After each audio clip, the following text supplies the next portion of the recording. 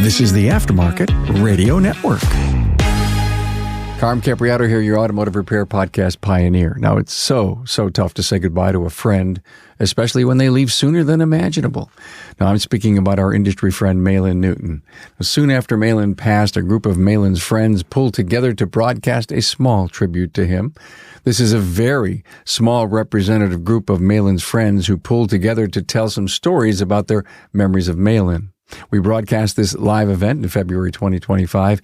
I wanted to re-release this as a Carmcast episode as Maylan's family has set aside July 26, 2025 for a special gathering to honor Maylan's life and legacy.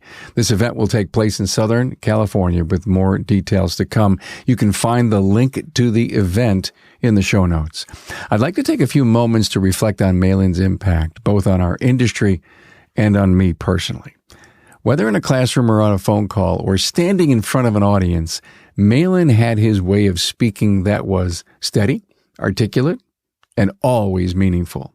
His words inspired actions, and his delivery made people listen. He was what I like to call a selfish volunteer, selfless in every way, but so dedicated, like helping others was his only priority. He generously donated his time, especially to Skills USA, and never hesitated to jump in when needed. If someone called, Maylan would drop everything to lend a hand, whether that meant covering a counter in a shop or stepping in last minute to train at a conference. Over the past decade, we recorded countless podcast episodes together. He shared solo insights, joined panels, and we had many heart-to-heart conversations that reached thousands. His wisdom, energy, and authenticity were unmatched. Maylan was also the first to nudge me to attend shows, speak on panels, and use my podcast platform to support and advance the industry. He believed in building others up. It didn't matter who got the credit. What mattered to Maylan was the impact. He was a champion for everyone in the industry, especially for women. He supported the amazing women in automotive with enthusiasm, and you could count on him to drop by their event dinners just to say hello and show his support. We're going to miss Maylan deeply, but I believe the true depth of that loss will only grow with time when we find ourselves in need of guidance and asking, what would Maylan have said? Rest peacefully, my friend. Hey, everybody, Carm Capriato, Remarkable Results Radio, here to pay tribute to our friend Maylan Newton, coach, trainer, speaker in the industry. I so enjoyed Maylan's company over all the years. Before we get to the entire team that we have over a dozen people that want to pay tribute to Maylan. Just want to tell everyone Maylan's passion for elevating the industry was always off the charts. Every time I talked to Maylan, there was always something to learn or hear about what he was doing. Skills is an example.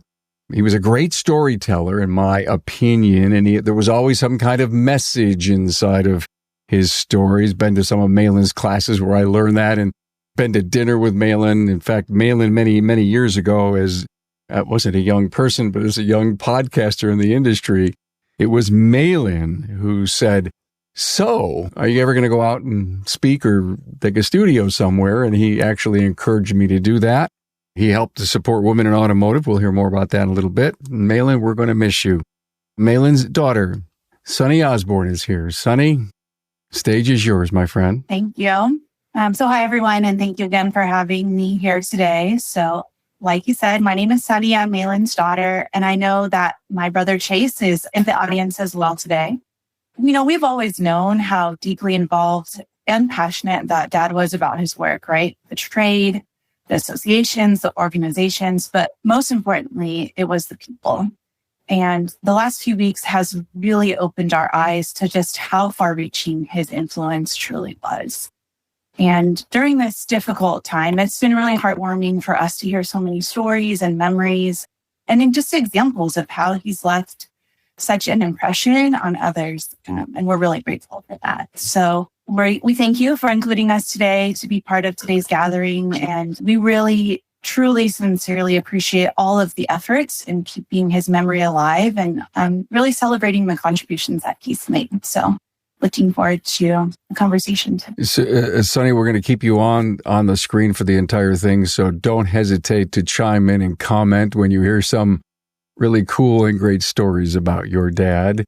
Jeff, you worked with Maylan. Got any stories or three for us? Oh, wow. Well, stories should go back, way back when. I remember one time when I used to sell automotive software programs, and I had a client that had a problem.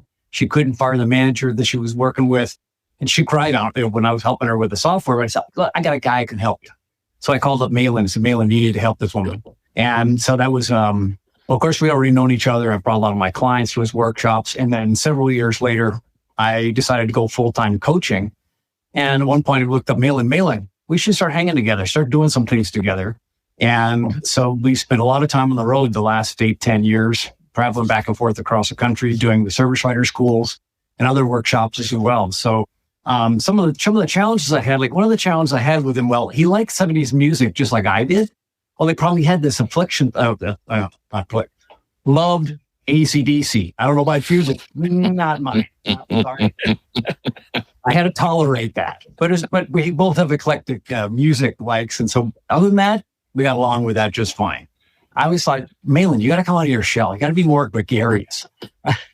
But in reality, though, I found myself being more like him and chatting with people more than I used to do that, just because I got into the habit of chatting with more and more people everywhere we went. And I talk a lot to people, but Maylan was one that would talk to anybody and everybody. And it was amazing the stories he would share about just talking with people. And I like what he used to say is, if you're in line with me somewhere, I'm going to be talking to you. And it was funny to watch him do that, interact with people. And it's the other thing about him too is he had lots of different passions. And one of them was his first grandson, I remember. We were traveling down the road and he's looking at his phone, just the pictures. He could look at those for hours. And so, just another avenue of exploring the man and looking back at that and thinking, yeah, he was passionate about a lot of things and more than people thought. I think the other thing that people don't know is he was a giver in other areas. We went to breakfast somewhere. We were in Fort Collins, Colorado. And there was a group of policemen sitting there in the restaurant. And he said to me, hey, here's the company card. Go to the staff and say, we're paying for breakfast for those guys. They had no clue who had paid for it until after we left. Those little things that we all need to take a lesson and learn. It's the little things that we do without merit, without looking to get on the stage to do those things for other people. That's just, all the little different ways he touched people's lives in different ways. Thank you so much, Jeff. If you're on our webinar, you're on YouTube, you're on any of my particular Facebook channels, please make a comment. We can see them here in the studio. We'll post them for you, just like our friend, Jim Morton said. He's playing a round of golf in Maylan's honor. Great stories, Jeff. Thank you so much for that. Bertie, Melissa Patterson, you and Maylan helped drive that woman in automotive. Yes. Maylan and I met actually during COVID. So not the usual way at trade shows or dinner events. We actually spent hours getting to know each other and talking about what the industry was lacking. And he was always looking to help shops and increase their sales. And one of the primary ways to do that is to solve people's problems. They're not looking to have their car fixed. They're looking to have their problem solved. He was always talking about that. So, I had spent over 23 years in the shop and we had so much in common. During the trade shows, we realized how important it was to get women in automotive to retain them. Often we'll leave the shops because we're just alone. So we ended up forming Amazing Women in Automotive. And with Tiffany Sherrado's leadership, it became a nonprofit, which is realizing Maylan's dream. And he was a hands-off guy. He was always the biggest supporter. And he actually funded it out of pocket for the first few years until we became semi-self-supporting. He was an incredible supporter of women in automotive every day of his life. So Maylan always said, if you love what you do, you never work a day in your life. And he lived by that.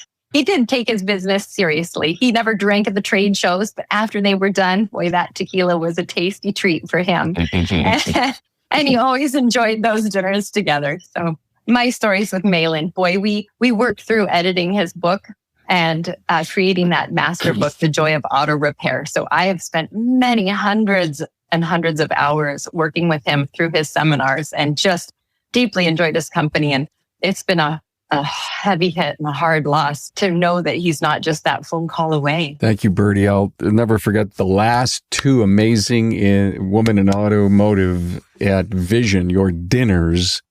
I went with Maylan. He got up and he did his thing. He was always asked to say a few words, Maylan, and then him and me and a couple of others, we would go out to dinner.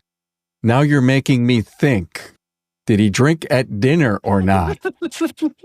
Probably not, unless it was at the end of the show. All right. Okay. Double check that. Okay. Great story. Rick White. Hey, it's funny. We talk about shop owners all the time to stop thinking about seeing other shops as competition. I don't see anybody in this meeting as competition. I see us all on a mission to help make this industry better. And Maylan was at the front, carrying the flag. He was doing this for a long time. And, I'm blessed. I mean, I consider a lot of the people in here friends, and some that I don't know as well yet that I hope to get to know better as we go along. But it's really very, very cool to be able to sit down and have a meal. Like most of the shows, if Maylan and I were there together, we would sit and have breakfast one of the mornings. And it was always a hoot to see how many people would come up and talk to him. I never saw him teach. I've seen a couple of his keynotes, and they were just really, really good in connecting. But I'll tell you, in those breakfasts, what he absolutely gushed over, Sonny, was Indiana and Sawyer. He just all the time, like we would compare grandkids. And it was just so much fun. Like he'd pull his phone out, I'd pull my phone out. We'd have dueling pictures. And it was just so much fun. I don't know for everybody else, but when I heard that he had passed out, number one, I was shocked. But number two, I could feel a hole instantly, not even on the inside, but just in our industry as a whole. It's not one that can be filled. He left such a mark, and genuinely somebody that cared not only about the people that were in the industry, but the people that supported it as well. He is a really great example for the rest of us to attempt to live up to. So I really think it was amazing. Though it was a blessing to have known him. And I'm looking forward to having a beer with him on the other side. Thanks, Rick. Great story. This past week, I was in Amelia Island in Florida at the summit, the Institute Summit. Cecil, thanks so much for having us there. We had just a fabulous time. And this picture, Tracy put up that picture of Maylan, came up on the screen. Okay. Thank you, Cecil, for doing that. I've known Maylan for over 40 years. I met Maylan, I think I was about 21 years old, brand new service advisor in a Jim Hunt class. And Maylan was there. We were both extremely competitive. Imagine that. I've just known him that long. As a coach and a consultant in the industry, you wonder, am I having an effect? Am I making a difference? And I got to tell you, Maylan made a difference in my life. Some of the stuff I know and some of the stuff I teach, it's because of Maylan. He and I, over the years, would see each other and pick right up where we left off. He loved his family dearly, and he loved his automotive family dearly also. Again, you wonder, am I spending too much time over here and not enough time with my own wife, kids and grandkids, etc. There's a hole in my heart that Maylan, now that Maylan's not here. And he was one of the best guys that I've known in my entire life. We're going to miss him greatly in the industry and as who he was. Thank you, man. Appreciate that, Cecil. Bill Haas? Oh, I'll tell you about how I met Maylan, because I think this is pretty rare. I met Maylan on a cold call. So we were doing training events across the country at the time I was with the association. I needed trainers. We were using technical trainers and management trainers. And my idea at the time was to use some people that a lot of people may not know or may not have seen. And so I was going through the AMI catalog of instructors, and I run across this dude by the name of Maylan Newton. And so I start looking at his course content, and I'm like, sounds like there's some really good stuff here. So I cold called him and said, I need a trainer. Would you be interested? And he said, of course I would. And so being that I, have a lot of experience in hiring trainers and using trainers at different events, I'm prepared for getting the typical detail from the trainer of what you have to do for me and how you have to do it, da-da-da-da-da-da-da. I started talking to Maylan about what do I need to do? How do you work? Do you need deposits? And he just said, all I need to know is where to be and when to be there. I'm kind of like blown away, right? Because I'm used to some guys and gals that were totally the opposite of that. And I said, well, I need you at the Sheraton in downtown Phoenix. You have to be there on Friday. You'll do classes Friday afternoon, all day Saturday, and you go home Sunday. He said, I'll see you there. And that was it.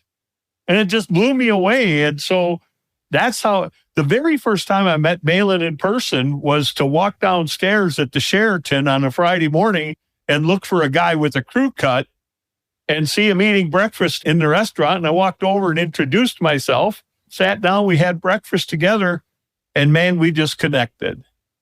Used him for a long time while I was with the association. And when I decided to leave the association, I didn't know what I wanted to do. I didn't know what I was going to do. I did know that I wasn't going to leave the industry. I knew it was going to be something automotive. And he's the first person that I thought of that I said, if I'm going to do something with somebody, he's a guy I can do it with just because of his style. And so when I decided to leave the association, I approached Maylan. I said, hey, look, not a lot of people know this yet, but I'm leaving the association. I said, if there's something I can do to help you, I'd be interested in figuring that out. And from there, we developed a great relationship, and I got a great friend, and I miss him a lot. Thanks, Bill. Easy to know Maylan. Easy. Vic? Thanks, Carm. I only knew Maylan a short amount of time, but one of the things that I've learned is what people say about you when you're gone is a direct reflection of who you really are.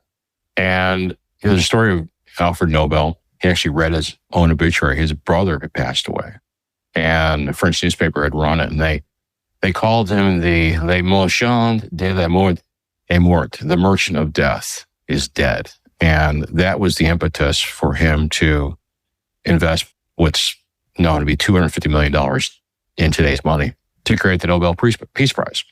I say all that to say this. Prior to meeting Maylan, I've heard nothing but good things. Words like honorable, does the right thing, salt of the earth.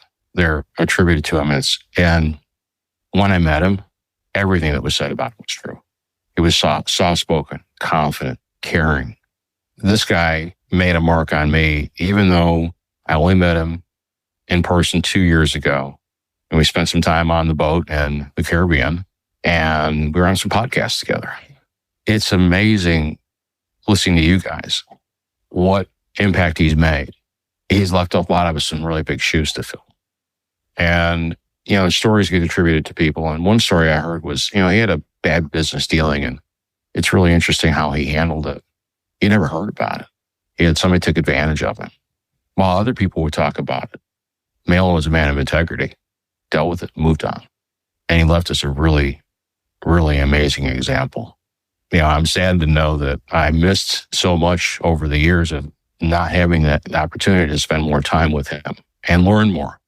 But seeing this group here, you can see the depth of his impact. And Sonny, you had an amazing dad. Thanks, Vic. Appreciate that. A couple of comments. If you're with us on LinkedIn, you're with us on Facebook, YouTube channel, you can say some things. We're seeing some really nice stuff coming in here. Frank Lloyd said, we'll always treasure everything Maylan contributed to each of us in the industry, and honor to have worked with him on our show and our industry events. Yeah. Every time I ask Maylan to come on a show, he's had a couple of episodes that have really had some unbelievable listenership too, and we always appreciate that. Dennis Montalbano said, ironically, he stepped in for Jim Hunt when he suddenly passed. I didn't know about that. And another California guy, Nick Modesti, introduced to Maylan through my dad at an ASECA chapter. We'll leave that up there for you to read. Marianne Croce. Thanks for having me here. When Tony and I met Maylan, in 99 when we went to our first ATRA expo. He was definitely a person that stood out. His dry sense of humor and the expressions that he would make, it connected with Tony and I right away. And for me personally, being a woman in the industry, we introduced ourselves and, he learned a little bit about us and he knew that we were shop owners. And he spoke to me as a shop owner as well. He didn't just consider my husband the shop owner and me the supporting role. He realized that we were both shop owners and we were making decisions. And he spoke to us that way. And I really appreciated that. That made such a difference for me in my life. And then later on, when I wanted to make changes in my business to grow, my husband will laugh. Tony will laugh at this because he'll know. I would say to him, well, this is what we're going to be doing. This is and I said, he'd be resistant or it was stepping out of his comfort zone. And I would say, do I have to call Maylan and have Maylan get on the phone with you? I'll tell him what I need to say and I know he'll call you. Maylan and I would joke about that all the time. He says, you have my cell number. If you need to call me, you just give me a call. So it brought some levity to stepping out of your comfort zone, if you will.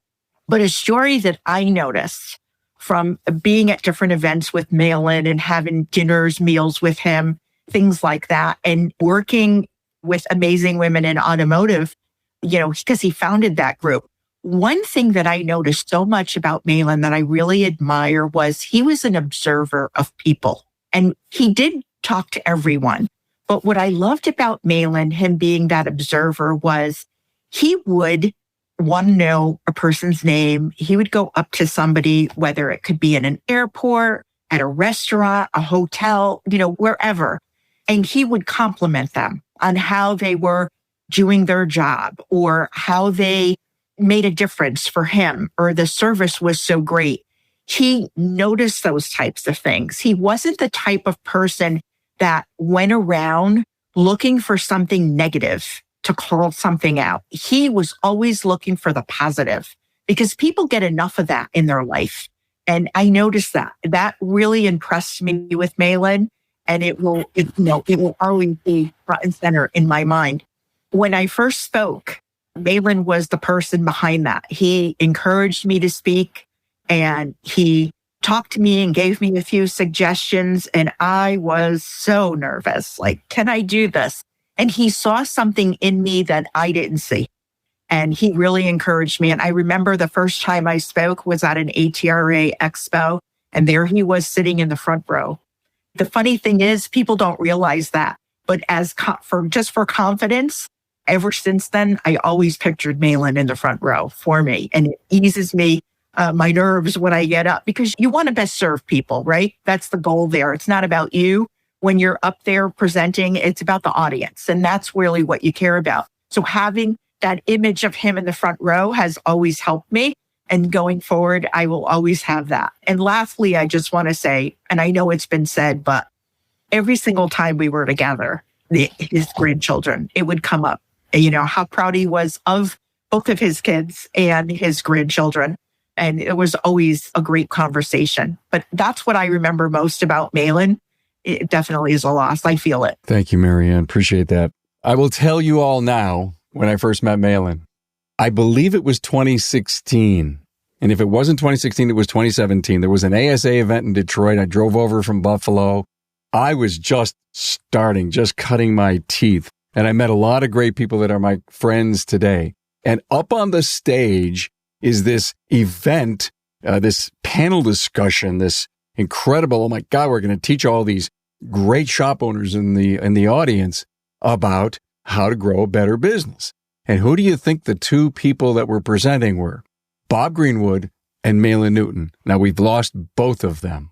And I'm watching this thing, and they're just having so much fun. Come to find out, they never met each other. They never rehearsed. They just got up on the stage, and they were themselves, and it clicked. Bill, I don't know if you remember this at all, if you were there. I think you were coaching by that time.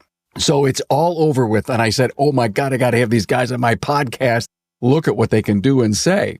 Bob goes down on the left side of the stage. Maylan comes down on the right side of the stage. And I go, eeny, meeny, miny, mo. I picked Maylan and I got in the line of everybody that wanted to talk to Maylan.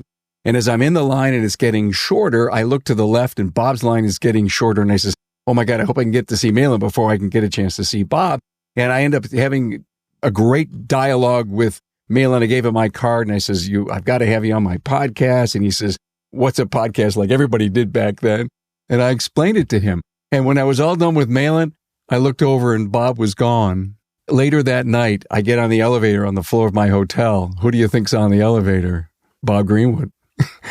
I had to dig in my pocket and find my 30-second elevator speech to tell Bob who I was and that I loved his presentation, that I'd love him to come on my podcast. And they both became incredible friends, like all the great coaches that are here and on the show. So that was my meet and greet with Maylan. Dave Shadeen. Thanks, Carm. Great to be here, kind of locking arms of our industry with coaches. And that's one of the things I really appreciated about Maylan. I didn't know him as an inner circle, but a lot of his words went to my inner circle for transformation.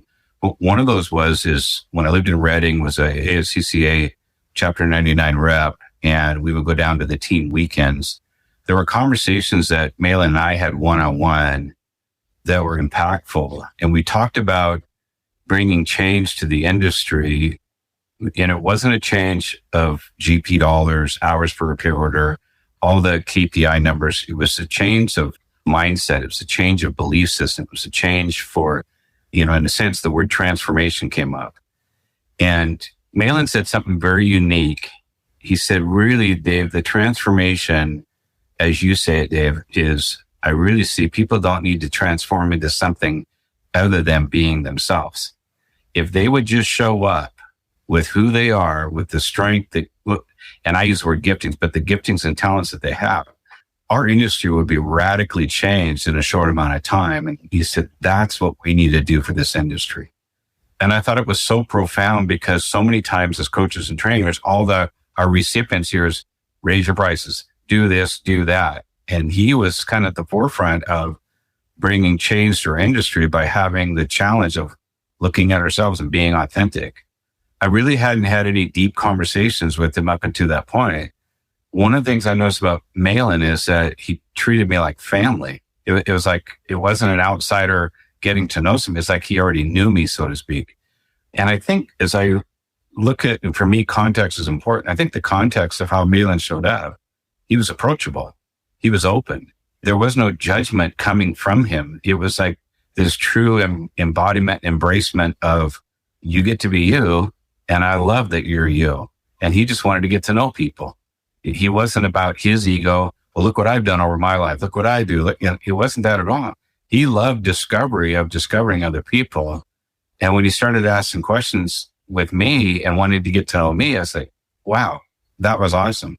I felt like there's always like a subconscious saying, when I have my auto repair shop, I had other shops. And in one sense, they're a competitor. In the other sense, I'm my own biggest competitor when I shoot myself in the foot. Well, when coaching, there was still an edge of, they got all these coaches out here. At one level, it's like, after conversations with Maylan, it's like the line of demarcation that any of us are competitors is foolish. That reality, it's like we work for one company called Transform This Industry, and we all do it from different approaches. And Maylan I'll close with this. I really believe, and I didn't have spiritual conversations with Maylan, but I know he was a man of belief, a man of faith. And I believe that when he gets to heaven, that God's putting his arm around him and say, Maylan, look at the waves of influence you've had, not just over the automotive industry, because in the automotive industry, there's all these individuals. You've touched them, which means you've touched their families, their grandkids, their grandkids. You're leaving a legacy of influence, of being authentic and being real. And I had this vision of that. I never got to speak that to Maylan, but as I'm thinking back through, I can just see that his influence will have, in a sense, some eternal impact. Thank you so much, Dave. Appreciate that. Sarah? Hey, Carm. So when I first met Maylan, I was not actually even working for my dad's company yet. I was still working in a shop, and my dad was speaking at an event down in Chicago, which is not too far from where I was living. So I went down to this event to see my dad speak, and he said, hey, we're going to go out to dinner with some people tonight. And that was when I met Maylan. We went out to dinner with Maylan. His kids were there. We went to this amazing pizza place in Chicago. And I just remember thinking how cool it was that these two guys who you could look at as competitors were really just friends. And he was so great getting to meet him. Wonderful dinner. And throughout the night, we just, when you met him, his energy was infectious. You felt good hanging out with him. And if you ever have heard the story about why I started teaching and why I came into this industry, my dad will say it like this, that after that dinner, I made a comment to him along the lines of, I can do what you do. Really where that came from was during that dinner, they were talking about how when Maylan had gotten ill in the past, my dad had stepped in and taught some of his classes for him. And I was saying, if that happened to you, I could step in and teach some of your classes, So in a way, Maylan is kind of what sparked that notion. And dad said, no, if you're going to teach, you're going to write your own content. You're going to teach your own classes. And that's kind of where that started. So we come to this industry for all different reasons, but I truly believe we stay for the people. And Maylan was one of those people that when you met him, you knew you were going to stick around for that. When I first started speaking and going out to events, sometimes my dad wouldn't be with me and I wouldn't know a lot of people. And I'd always look for that friendly face. And Maylan was always there with a hug and a smile for me. One of the things he never did have for me, though, was a $100 bill. And if you've ever been in a Maylan class, you may have witnessed him asking people for money. And sometimes they'd actually give it to him, right? And so I took that from his playbook, and every time I'd see him, I'd ask for a $100 bill. Never did get it. But what I did get was the lesson that you're never going to get what you don't ask for. And I'm really, really glad that I got to spend time with Maylan and got to know him. And yeah, we definitely, as the industry, are feeling the loss of not having him. Sonny, do you remember that dinner? You were there that night. I think it was you and Preston and Sarah and Maylan and I think it was the five of us that went out for dinner that night. Yeah, it was the deep dish place in Chicago. Yeah, exactly. Yeah. It's coming back. Yeah. It was like 6 years ago, I think, 6 or 7 years ago. Yeah, it was pre-COVID. I do remember that. And that was, what I remember was the Chicago pizza, right? We had to order it before we even got a table. And right. Yeah. Right. And then I'm trying to remember, did Dad drink during that? And to Birdie's comment, he did drink tequila, but it was always Patron.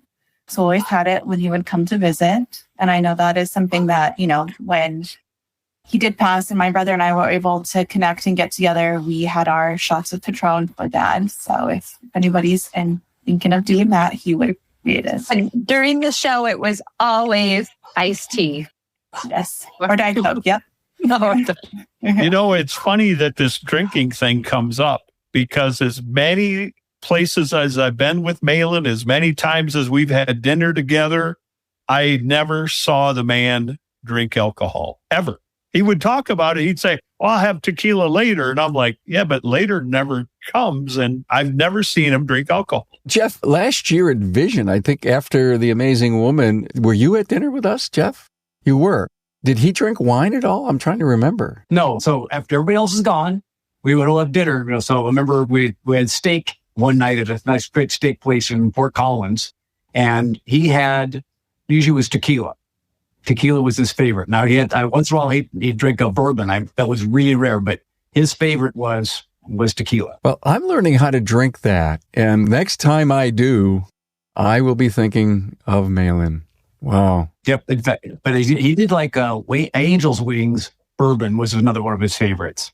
In fact, I bought a bottle of that a week later after he passed and had one in his honor. Yeah, just one of those things I thought, wow. And it's good stuff too. I love this little chit chat at this moment in time. Brian Gillis. Hey, Carm, it's an honor to be here. So I met Maylan back in 2015 in Denver, Colorado. This is back when I was running a lot of repair shops, and we had him come out to do some service advisor training. On some of our phone calls leading up to that, I kind of expressed interest in coaching and service advisor training, how awesome I thought it would be to be able to impact people like that. And he comes to town and he invited me to dinner, after one of our training classes, and says, I'd like to, tell you all about coaching. And he shared with me some of the ins and outs, just extremely generous. Definitely made an impact on my life. Just a great guy. One of the key things I took away from that meeting in regards to service advisor training was just to stay memorable. So, know if any of you all been in one of his classes, but carrying it forward, slay the dragon, right? So, yeah, he's a great guy. And he's definitely going to be missed quite a bit. Thank you for that, Brian. I appreciate that. We're nearing the end of everyone that we had here to come on. And I would, if anyone has any final thoughts, but as I've been listening to all of you, I don't know if you know this, but I'm a vehement note taker. I am. Here's what I wrote down. AC/DC. It started us off, Jeff, right? Oh my God. Next time I hear an AC/DC song, who do you think I'm going to think about? Of course, the amazing women in automotive. Givingness, grandkids, transformation, belief in you, unselfish, Skills USA. Passionate about that. We were going to work together this next year on that. Won't happen. I wrote down friendships, family, encouragement, approachable, authentic, and the $100 bill story. Love that. Anything else, gang? Well, I remember he had something he enjoyed doing at dinner. So if we were out having dinner, whether it was 2 people or a group of people, if you got extremely great service by the wait staff, Maylan would make it a point towards the end of dinner to tell the waiter or waitress that there was a problem and he needed to speak to the manager. So you can kind of imagine how the wait staff is feeling at this point, like, oh my gosh, here this guy that I've been serving for an hour wants to speak to my manager, right? So they'd get the manager and they'd bring the manager. The manager would come over and I'd say, and he or she would say, I understand you needed to see me. Is there a problem? And Maylan would do something crazy like, yeah, you probably don't pay that person enough money. They're phenomenal at what they do. And right. And he was right away to highlighting how good they were at what they did. And I think somebody earlier today mentioned how he didn't look for the negative. He always looked for the positive. And, I always thought that was, and once he did it and you were at dinner with him again, you knew it was coming, right? But it was just fun to watch it play out because the wait staff would be like, oh my gosh, somebody's unhappy. There's going to be a problem. He always did that. When we were getting really good service, he would do that. And it was like a lot of fun to watch that play out. And he made it a point of letting people know that you should be appreciated for what you do. There's one side of Maylan that we're talking about all this wonderful stuff, and it's all wonderful. But there was a time when he got in the face of the shop owners in our industry multiple times over the last few years. And one of that's about Skills USA in particular. And he said, he talked about how he went to the skills competitions. All these other industries had tons of volunteers, and yet there was almost nobody at Skills. We poked and poked and poked, and finally we got in California. We have a number of people that finally stepped up to help and do more with that. And that's one of the campaigns that we all need to take and say, how do we get more? We talk about getting involved in the industry, but the number one thing he was saying, guys, and he was very stern, look at everybody and say, more of you need to step up and show up. Otherwise, our industry is going to die all the faster unless we start working with these kids. And so I'm going to have to carry that torch myself. I think we all need to do that. Thanks, Jeff. Sonny, any plans coming up to celebrate your dad's life? We're working on it. I think it's important for our family to facilitate an event that reflects who our dad was, right? And that's big and large and a room full of people and an opportunity to do what we're doing today, right? To share stories and memories and celebrate. So in progress, I think we're looking for maybe end of summer, and when more details available, the intent is for that to be widely shared and for it to be a public celebration. So appreciate the patience as we put together something that we feel is worthy of his honor. Well, thank you so much. To the couple of people we do not have up on the screen, let me see who we have on the screen. Dave Shadeen, Mary Ann Croce, thank you for being here with us. We couldn't get more than 10 people here. This was great. Thank you all so much on a very short notice to find time in your schedules to come and celebrate the life of a friend of ours and an individual who had some great impact on our industry, a great impact. So thanks. Appreciate it.